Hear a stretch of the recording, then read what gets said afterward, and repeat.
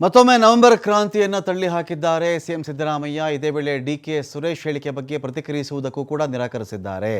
November ಕ್ರಾಂತಿನೂ ಇಲ್ಲ, ಭ್ರಾಂತಿನೂ ಇಲ್ಲ ರೀ. 5 ವರ್ಷ ಜನ ಅಧಿಕಾರ ಕೊಟ್ಟಿದ್ದಾರೆ.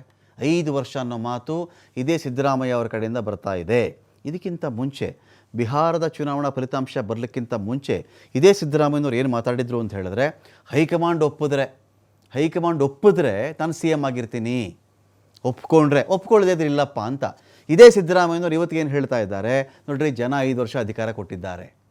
5 ವರ್ಷ ಅಧಿಕಾರ ಕೊಟ್ಟಿದ್ದಾರೆ. ಯಾವ ನವೆಂಬರ್ ಕ್ರಾಂತಿನೂ ಆಗಲ್ಲ, ಭ್ರಾಂತಿನೂ ಇಲ್ಲ.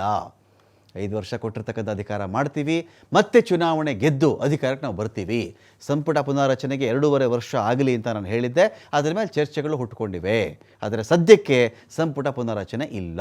ಜನ ಅಪೇಕ್ಷೆ ಪಡುವವರೆಗೆ ಬಜೆಟ್ ಮಂಡನೆ ಮಾಡ್ತೀನಿ. ಜನ ಎಲ್ಲಿವರೆಗೂ ಇಷ್ಟಪಡ್ತಾರೋ ಅಲ್ಲಿವರೆಗೂ ನಾನೇ ಬಜೆಟ್ ಮಂಡಿಸ್ತಾ ಇರ್ತೀನಿ.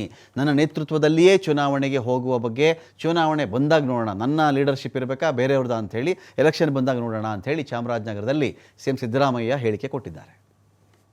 5 ವರ್ಷ ಕಾಂಗ್ರೆಸ್ ಪಕ್ಷಕ್ಕೆ 5 ವರ್ಷ ಅಧಿಕಾರ ಮಾಡಿ ನಾವು ಕೊಟ್ಟಿರ್ತಕ್ಕಂಥ ಭರವಸೆಗಳಿದ್ದೀವಲ್ಲ, ನಮ್ಮ ಪ್ರಣಾಳಿಕೆ ಮೂಲಕ ಅವುಗಳನ್ನು ಈಡೇರಿಸ್ತಕ್ಕಂಥ ಪ್ರಾಮಾಣಿಕ ಪ್ರಯತ್ನ ಮಾಡಿ.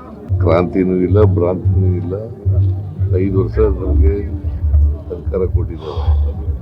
5 ವರ್ಷ ಆದಮೇಲೆ ಮತ್ತೆ ನಾವು ಚುನಾವಣೆ ನಡೀತದೆ. ಚುನಾವಣೆಯನ್ನು ನಾವೇ ಗೆಲ್ತೀವಿ. ಚರ್ಚೆ ಇದು ಅನಾವಶ್ಯಕವಾದಂಥ ಚರ್ಚೆ ನಡೀತದೆ. ಅನಾವಶ್ಯಕ ಚರ್ಚೆ ನಡೀತದೆ. 2.5 ವರ್ಷ ಆಗಲಿ ಅಂತೇಳಿ ನಾನು ಹೈಕಮಾಂಡ್ನವ್ರಿಗೆ ಹೇಳಿದ್ದೆ. ಅದ್ರ ಮೇಲೆ ಚರ್ಚೆಗಳು ಹುಟ್ಕೊಂಡಿದ್ದವು. 2 ವರ್ಷ ಆದಮೇಲೆ ರೀಸಬಲ್ ಮಾಡೋಣ ಅಂತ ಹೇಳಿದ್ದೆ. ಅದ್ರ ಮೇಲೆ ಚರ್ಚೆಗಳು ಇಲ್ಲ ಅವರು ಅದ್ರ ಬಗ್ಗೆ ಮಾನ್ಯ ಖರ್ಗೆಯವರು ರಾಹುಲ್ ಗಾಂಧಿ ಜೊತೆ ಮಾತಾಡ್ತಾರೆ. ರೀಶಫಲ್ ಮಾಡಕ್ಕೆ ಏನಾದ್ರು ಗೊಂದಲ ಇದೆಯಾ ಅಂತ? ಇಲ್ಲಿ ಗೊಂದಲ ಇಲ್ಲಿ ಹೇಳಿದ್ದೆ, ನಾನು ಹೇಳ್ತೀನಿ ಅಂತ ಹೇಳಿದ್ದೆ. ಅವರು ಮಾತಾಡಿ ಹೇಳ್ತೀವಿ ಅಂತ ಹೇಳಿದ್ದಾರೆ.